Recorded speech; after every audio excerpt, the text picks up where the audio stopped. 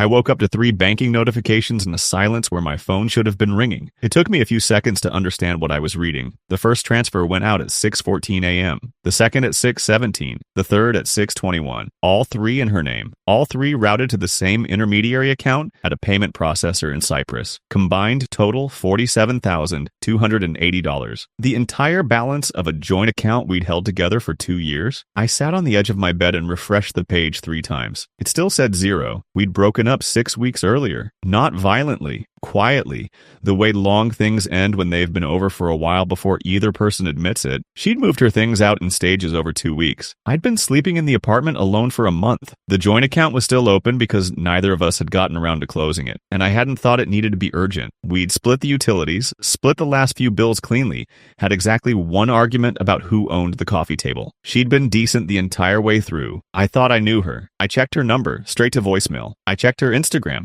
Last post, a photo of an airport departure gate.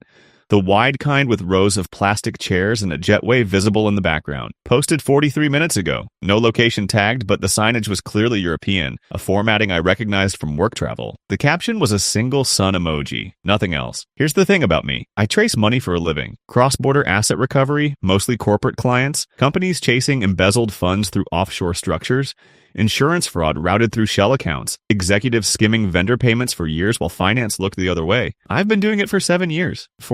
I've sat across the table from people who moved tens of millions and walked them through very calmly, exactly where it went and what was going to happen next. I didn't call the police first. I called Marco. The bank's fraud line put me on hold for 22 minutes. When someone finally picked up, they confirmed the transfers, confirmed her name on each authorization, and told me that because she was a joint account holder with full withdrawal rights, there was nothing to dispute. Authorized transactions, no fraud flag triggered, nothing they could reverse unilaterally. I asked to speak to a supervisor, got the same answer with slightly different phrasing. I went to the branch in person that afternoon. The manager was sympathetic, genuinely I think, sat me down, offered water, and then explained the same policy again with the careful patience of someone delivering news they've had to deliver before. Joint account, authorized signatory, her legal right to withdraw. She suggested I speak with a lawyer. She said it with the look of someone who knew the conversation was over. I filed a police report that same evening. The officer was thorough, took down every detail, printed me a reference number. He explained that because the account had been jointly held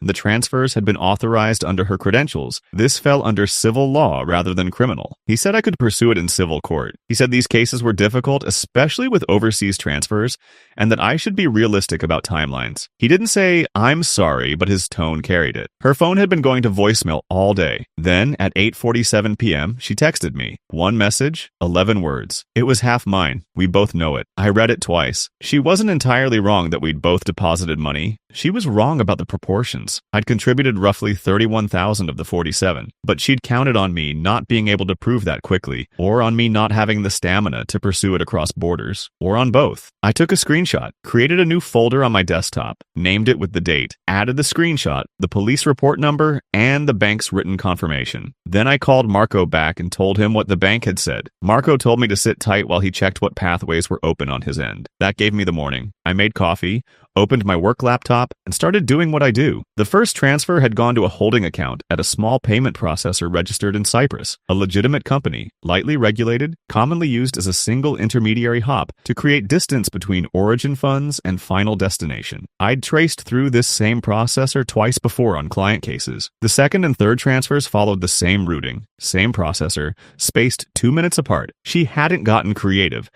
She'd used the most accessible layering structure available to someone who had read about offshore transfers without ever having untangled one. From the Cyprus processor, the funds had moved again within 6 hours of the original withdrawal. I tracked the onward transfer through correspondent banking records I had access to via my firm's database subscriptions. One more hop, a retail account at a mid-size private bank in Lisbon, Portugal. The account was registered to a private individual. Her name wasn't on it directly, but the account had been opened 4 months prior. I noted the registration date. 4 months ago was 2 months before we broke up. She'd opened the account while we were still together. I sat with that for a minute, then I kept working. By noon, I had a complete transfer map. Originating account, Cyprus processor reference number, final destination account number, bank name, branch location, estimated current balance based on transfer amounts minus any processing fees. I had timestamps on every leg of the movement. I had the text message with her admission. I had the police report number. I've traced $40 million across 6 jurisdictions for a single client case. This had taken 4 hours and fit on a single spreadsheet. I printed it, added it to the folder, poured the cold coffee down the sink, and made a fresh cup I actually drank. Marco called back at 2. Marco told me the pathways existed, but that the paperwork had to be airtight. A mutual legal assistance treaty request through official channels, running in parallel with a civil freeze injunction filed in the Portuguese court. Both at the same time, both pointing at the same account. Either one alone could stall for months. Together, they created pressure from 2 directions that was much harder to delay or navigate around. He'd need my documentation package within 48 hours if I wanted to catch the account before she moved the funds again. I spent the rest of that day building the file the way I'd build it for any corporate client. Transaction records with timestamps, annotated. A clean narrative of the fund flow, origin, Cyprus hop, final destination, with reference numbers on each leg. The police report number, the bank's written confirmation of authorized withdrawal, her text message preserved with metadata, a voicemail transcript I'd made as a backup, a 2-page executive summary tying every element together, formatted for a foreign court's intake process. 7 years of this work had given me a template. I adapted it for a personal case. It took until 11 at night. At some point during that stretch, she called, not texted. Called. I let it go to voicemail. She left one. Her voice was calm, almost amused. She said she understood I was upset and that she didn't hold it against me. She said what was done was done. She said the money was sitting in a jurisdiction I'd need expensive international lawyers and years of process to touch, and that, honestly, it wasn't worth it for either of us to go down that road. She said, I know you're smart, but this isn't something you know how to fight. I listened to it once, saved the audio file, added a transcript to the evidence summary with a timestamp note. Then I sent Marco the full package, 18 pages, everything labeled, indexed, cross-referenced, the kind of file that answers every question before anyone thinks to ask it. I should explain Marco. We worked together at a financial crimes consultancy starting in 2017. He was the sharpest analyst in the building, methodical, completely unrattled by complexity, the kind of person who could hold 12 parallel threads in his head and not lose a single one across a 4-hour meeting. We worked on the same 3 cases that first year, and I learned more from watching him build a fund flow narrative than from any training I'd done before. He left the private sector in 2020 to join the financial intelligence unit in Lisbon.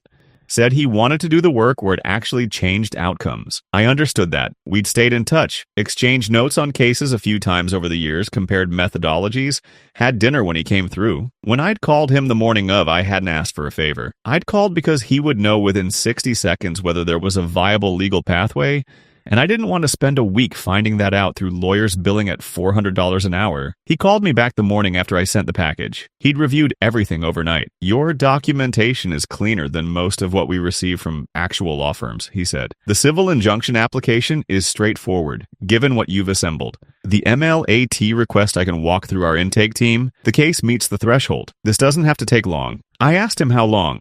He said if I filed the civil injunction by end of week, a freeze could realistically be in place within 10 to 15 business days. The MLAT process would run longer, but it added a second layer of legal weight that made moving the funds much more complicated for her, even if she tried. I asked if she'd be notified before the freeze hit. He said the bank would be notified, and the bank would lock the account. She'd find out when she tried to make a transaction and it declined. Her lawyer would then explain what had happened and what it meant. I filed the civil injunction that Thursday.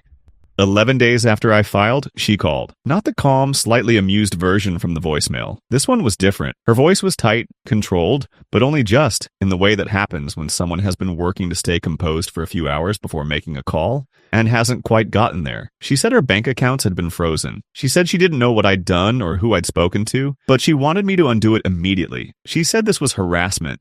She said she now had a lawyer and that I was going to deeply regret taking this approach. I let her finish. She was thorough. Then I asked if she had any questions about the documentation she'd be receiving from the court. A pause. What documentation? I told her she'd be receiving a formal summary of the civil freeze injunction, the complete fund flow analysis, and the relevant account records. I mentioned that the mutual legal assistance request was a separate process running in parallel, and that her lawyer would need to explain what that meant for the investigation timeline on the Portuguese side. Another pause. Longer. You filed an MLAT request. She said it quietly, like she was reading something off a list of things that were not supposed to be real. I said yes. You can't do that. That's a government process. I said she was right that it was a government process.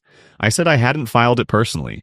I said someone who worked inside the relevant agency had walked it through their intake team because the documentation met the threshold and the case was clearly within scope. She asked who. I didn't answer that. She said I was being vindictive, that this was about more than the money, and I should examine what I was really trying to accomplish. She said she was willing to discuss a reasonable arrangement if I would just stop escalating. I told her my lawyer would be in contact with her lawyer. Then I hung up and went back to work. She called again 40 minutes later. I didn't pick up. Her lawyer contacted mine 9 days after that call. The proposal was framed as a settlement. She would return $30,000 and described as her proportional share of joint contributions, and both parties would execute a mutual release of claims and close the matter. The letter included a line noting that the MLAT process, being a separate government matter, was presumably something that could be addressed through appropriate channels once a private agreement was reached. My lawyer forwarded it to me. I read it once. A few things worth noting. First, $30,000 was not her proportional share of anything. I had contribution records showing I deposited 66% of the total balance, and her own text message had implicitly confirmed she'd taken the full amount because she thought it was half hers, not because she had documentation supporting that claim. Second, the MLAT request wasn't something I could withdraw even if I'd wanted to. It had entered an official process the day Marco filed it, and it ran on its own timeline regardless of any private civil agreement we reached. Her lawyer either didn't know that or was hoping I didn't. Third, the civil freeze was already in place. The money was locked. Time was not her friend. My lawyer's response was short. Return the full amount of $47,280 plus all documented legal costs incurred to date, or the civil proceeding advances to the next stage and the MLAT investigation continues on its independent timeline. No partial figure, no mutual release in exchange for less than the full recovery. Her lawyer asked if there was room for further discussion on the amount. My lawyer said there was not. 4 days of silence followed. I went to work, came home, cooked, slept, checked my messages once a day. There was nothing to do. The process was running correctly and it only needed time. On the 5th day, her lawyer called mine again. She wanted to know the exact total required to close the matter on our end. My lawyer sent her the total, $47,280 plus €2,840 in documented legal costs. Court filing fees, my lawyer's time, the cost of the certified document translation required for the Portuguese court. The euro amount converted to just under $3,000 at that day's rate. The legal cost clause had been standard language in the civil injunction filing. Her lawyer had either missed it or hadn't flagged it to her clearly enough because she seemed surprised when she received the figure. She had 72 hours to transfer the full amount or the civil proceeding would proceed to its next stage. The money arrived in 51 hours. I checked my account at 7:20 in the morning. The same time, roughly, that I'd checked it the day all of this started. The notification said the opposite thing this time. I looked at it for a moment, then I closed the app. That afternoon, I went to the branch and formally closed the joint account. The teller pulled up the account, confirmed the balance, processed the closure. It took about 8 minutes. She asked if there was anything else I needed. I said no, thanked her, and left. I ordered Marco a bottle of wine that evening. A good one, the kind you buy when you actually mean it, not the kind you grab off a shelf. He texted back 2 hours later. Clean case, good documentation. From Marco, that was the equivalent of a standing ovation. That night, she sent one final message. 4 words. I hope you're happy. I read it. I thought about what to write back. There were several accurate things I could have said. I didn't say any of them. I put my phone down, made dinner, and ate it at the kitchen table with the window open. The MLAT investigation was still running on its own schedule. I'd done my part. The rest belonged to a process larger than me, and that was fine. Some things you build and then you step back from. That part was no longer mine to manage. A few things happened after for anyone who wants to know how it settled. She came back to the country about 4 months later. I know this because a mutual friend mentioned it in passing, not because I was keeping track of her. The MLAT investigation in Portugal was still open at that point. Those processes run on their own calendar, and a private civil settlement between the two of us didn't touch it. I don't know where it ended up. That case belonged to a government agency and it was no longer my file. I moved apartments, different neighborhood, smaller place, lower rent, better light in the mornings. I'd been thinking about moving for over a year. The whole situation turned out to be the thing that finally made me do it. I don't know if that counts as a silver lining, but it's what happened. I opened a new bank account, solo. A few people have asked me since then why I didn't close the joint account the week we broke up. It's a fair question and I've thought about it. The honest answer is that I trusted her. Not naively. I'd known her for 3 years, watched her be decent in small ways and large ones. Believed I understood the kind of person she was. I gave her full access because that's what trust looks like when it's working. I didn't close it because I assumed that trust still meant something, even after everything had technically ended. That assumption cost me the 6 weeks between the breakup and the morning my balance hit zero, and it cost me several $1,000s in legal fees. It could have been much worse, I know that. I don't think about her often. The work helps. There's always another case, another routing structure, another fund flow. Someone was convinced was invisible. There's something clarifying about spending your days finding things people were certain were hidden. Marco and I have lunch when he passes through. He asked me once, a few months after it was done, whether I felt better. I told him I felt like myself again, which was different from better, but probably more true. That's all of it. I'm not sure what the point is. Maybe there isn't one. Maybe I just needed to write it down. If this story hit you somewhere, subscribe and leave a like. It helps more than you'd think, and there's a lot more where this came from.